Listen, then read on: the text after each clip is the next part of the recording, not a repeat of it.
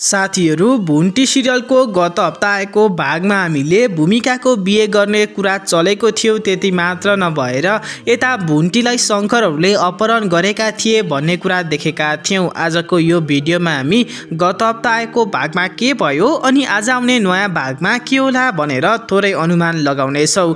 गत हप्ता आएको भागमा हामीले भूपेन्द्र, भुन्टी, भूमिका तीनैजना आफ्नो घर फर्कदै थिए देखेका थियौँ।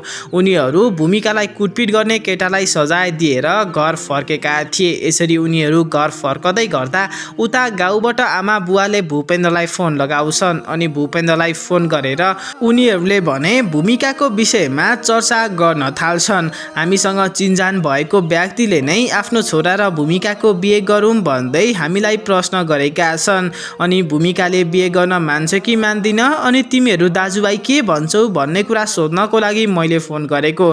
दाजुभाइ सबैजना एकै ठाउँमा बसेर सल्लाह गर्नु अनि भूमिकाको बिहे गर्ने कि नगर्ने के निर्णय लिन्छौ चाँडै हामीलाई खबर गर्नु भन्दै यसरी गाउँमा भएका बुवा आमाले भूपेन्द्र अनि सबैजनालाई सोधेका थिए। तर भूपेन्द्र भने भूमिकाको अवस्थाको विषयमा सबै सत्य कुराहरू गाउँमा भएका आफ्ना आमा बुवालाई भन्न चाहन्थे। त्यही भएर भूपेन्द्रले भने यो कुराहरू सुझाउन थाल्छन्। तर भूमिकाले भने त्यही समयमा आएर भूपेन्द्रले बोलिरहेको फोन काटिदिन्छन्। किनभने यदि आमा बुवाले यो कुरा थाहा पाउनु भयो भने मेरो त बेइज्जत हुँदै हुन्छ। त्यति मात्र नभएर सहरमा भएका ठुल्दाई अनि भाउजूले पनि यो कुरा थाहा पाउनुहुन्छ।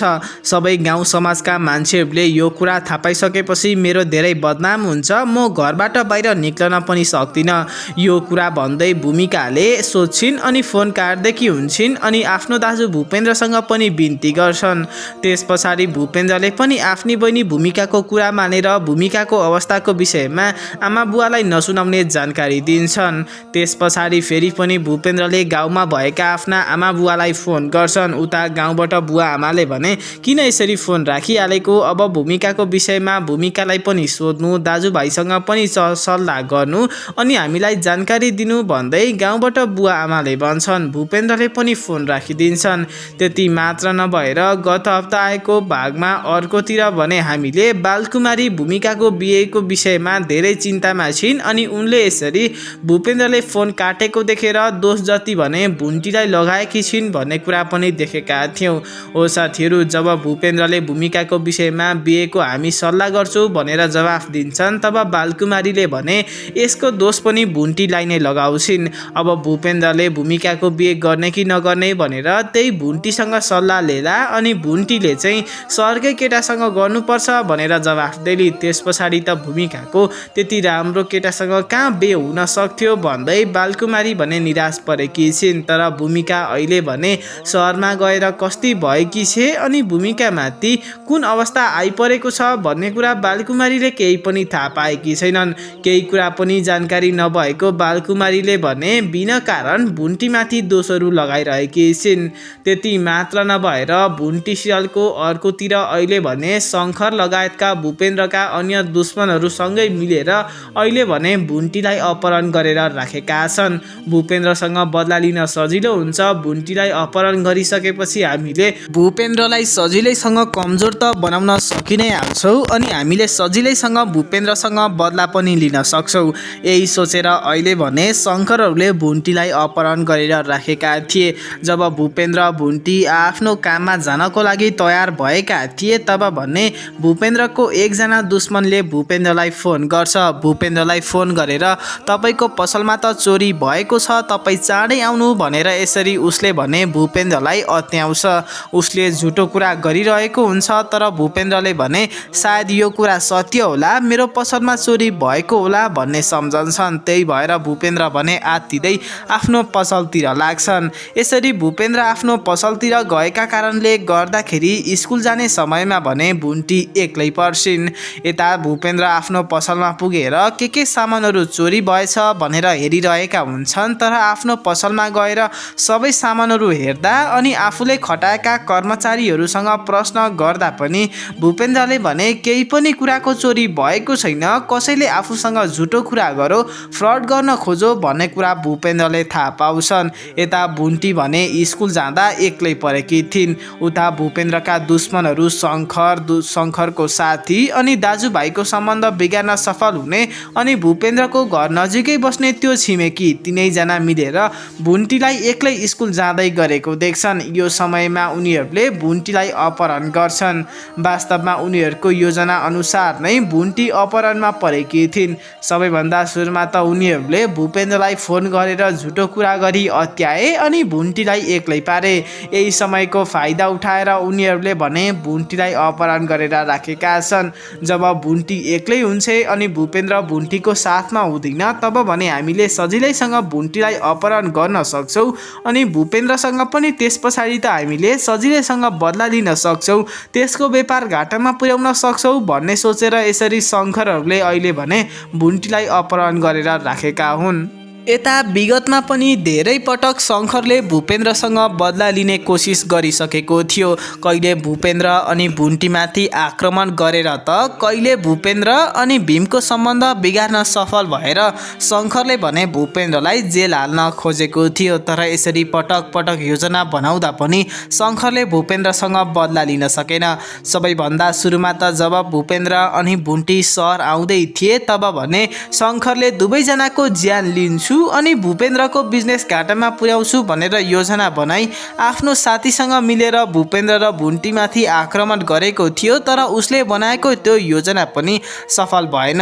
त्यस पछाडि भने शङ्कर जेल पर्यो। जेलबाट निक्लिसकेर उसले भने एकजना व्यक्तिलाई खटायो। भूपेन्द्रको घर नजिकै बस्ने एकजना छिमेकीलाई खटाएर शङ्करले भने सबैभन्दा सुरुमा त भीमलाई भड्कायो। भीम पनि आफ्नो दाजु भूपेन्द्रसँग झगडा गरे, आफ्नो दाजु भूपेन्द्रको विरुद्धमा भए। भीमलाई विरुद्धमा पारिसकेपछि शङ्करले भीमलाई आफ्नो अफिसमा बोलाउँछ अनि तिमीले अब भने आफ्नो दाजु भूपेन्द्र विरुद्ध जसरी पनि प्रहरीमा उजुरी दिनुपर्छ भन्दै भीमलाई भड्काइसकेपछि भीम पनि आफ्नो दाजु भूपेन्द्रलाई जेल हाल्न तयार भएको थियो। तर बिचैमा भने भुन्टीले आफ्नो श्रीमान भूपेन्द्रलाई बचाउन सफल हुन्छन् भने भीमको सोचमा पनि सकारात्मक परिवर्तन ल्याउँछिन्। जब दुईजना दाजुभाइको सम्बन्ध राम्रो भयो, दुवैजना दाजुभाइ एकजुट भए अनि मैले बनाएको योजना पूर्ण रूपमा असफल भयो भन्ने कुरा शङ्करले थाहा पाइसकेपछि शङ्करले भूपेन्द्रसँग बदला लिनको लागि अहिले भने भुन्टीलाई अपहरण गरेको छ। पक्कै पनि अब शङ्करले भुन्टीलाई केही न केही समस्यामा त पार्न नै सक्छ, भुन्टीलाई चोट दिन सक्छ। भूपेन्द्रलाई समस्यामा पार्नेपछि भूपेन्द्रलाई कमजोर बनाउन सक्छौ अनि भूपेन्द्रसँग सजिलैसँग बदला लिन सक्छौ भन्ने सोचेर शङ्करले पक्कै पनि भुन्टीलाई अपहरण गरेको हो। तर यता भूपेन्द्रलाई भने अझसम्म पनि आफ्नै श्रीमती भुन्टीलाई अपहरण गर्ने को हो भन्ने विषयमा कुनै पनि जानकारी छैन। यता भुन्टी सिरियलको गत हप्ता आएको भागमा भुन्टीले धेरै दुःख पाइरहेकी छिन्। शङ्करले अपहरण गरेर त भुन्टीले दुःख पाएकी छँदैछिन्। त्यति मात्र नभएर जब भूपेन्द्र, भुन्टी अनि भूमिका भने भूमिकालाई कुटपिट गर्ने केटालाई सजाय दिएर घर फर्केका थिए तब भने त्यहाँ भाउजूले भुन्टीलाई धेरै दुःख दिन्छन्। भाउजूले भने खाना पकाएर आफू अनि आफ्नो श्रीमानलाई मात्र दिएकी थिइन् अनि भुन्टी, भूपेन्द्र, भीम र भूमिकाको लागि भने कुनै पनि खाना बनाएकी थिइनन्। त्यति मात्र नभएर उनले त जुठा भाँडाहरू पनि भुन्टीको लागि थुपारी दिएकी थिइन्। यसरी भाउजूले भने अहिले भुन्टीलाई दुःख दिन सुरु गरिसकेकी छिन्। गाउँमा बस्दाखेरि बालकुमारीबाट धेरै दुःख पाई भन्ने सोचेर भूपेन्द्रले आफ्नै श्रीमती भुन्टीलाई सहर ल्याएका थिए। तर सहर आइसकेपछि पनि उता विदेशबाट आएकी भाउजूले भने भुन्टीलाई दुःख दिइ नै रखिन्। यसरी अहिले भने भुन्टीका दुःखका दिन सुरु भइसकेका छन्। त्यति मात्र नभएर विदेशबाट आएकी ती भाउजूले अहिले भने भुन्टीलाई पढ्न पनि नदिन खोजिरहेकी छिन्। भुन्टीको पढाइ छुटाएर अहिले भने ती भाउजूले भुन्टीलाई गाउँ पठाउन खोजिरहेकी छिन्। आफ्नो श्रीमानसँग कुरा गर्दै उनले भने अब तपाईँले भूपेन्द्रलाई भनेर भुन्टीलाई गाउँ नै पठाइदिनु, म त गाउँ जान सक्दिनँ, गाउँ गएर दुःख गर्न पनि सक्दिनँ, बरु भुन्टी जान्छे त्यो नपढ्दा पनि हुन्छ। यसो भन्दै उनले अहिले भने भुन्टीलाई दुःख दिन थालिसकेकी छिन् अनि भुन्टीको पढाइ पनि सायद बन्द हुन्छ होला। तर भूपेन्द्रले भने जसरी पनि आफ्नै श्रीमती भुन्टीलाई सहरमा नै राख्नुपर्छ अनि भुन्टीको पढ्ने इच्छा पुरा गर्नुपर्छ। यदि भुन्टी गाउँ गइन् भने भुन्टीले पढ्न पाउँदिनन् अनि बालकुमारीले भुन्टीलाई धेरै दुःख दिन सक्छिन्। भुन्टी सिरियलको अर्कोतिर भीमको विषयमा कुरा गर्दा भीम भने आफूलाई सुधार्ने त्यो भुन्टीको दिदीप्रति धेरै आकर्षित भएका छन्। त्यो केटीसँग बोल्नको लागि भीमले धेरै कोसिस गरिरहेका छन्। कहिले फोन गर्छन्, कहिले ऊ कहाँ बस्छिन् भन्ने कुराको पत्ता लगाउन खोज्छन्। तर भीमले जति नै कोसिस गर्दा पनि त्यो भुन्टीको डन दिदीले भने फोन उठाएकी छैनन्, जसले गर्दा भीम भने आफ्नो छुट्टै समस्यामा छन्। आफ्नी बहिनी भूमिकाको अवस्थाको विषयमा भुन्टीको अवस्था यी सबै कुराहरूलाई नजरअन्दाज गरी भीम भने त्यही केटीप्रति आकर्षित भएर उसको नै पिछा गरेर बसिरहेका छन्। तर पनि भीमले त्यो केटीलाई भेटाउन सकेका छैनन्। यता भूपेन्द्रले भने भुन्टीलाई आग्रह गरी त्यो केटी कहाँ बसे भन्ने कुरा थाहा पाउनको लागि उनले भुन्टीसँग आग्रह गरेका हुन्छन्। तर पनि अझसम्म भीमले त्यो केटीलाई भेटाउन सकेका छैनन्।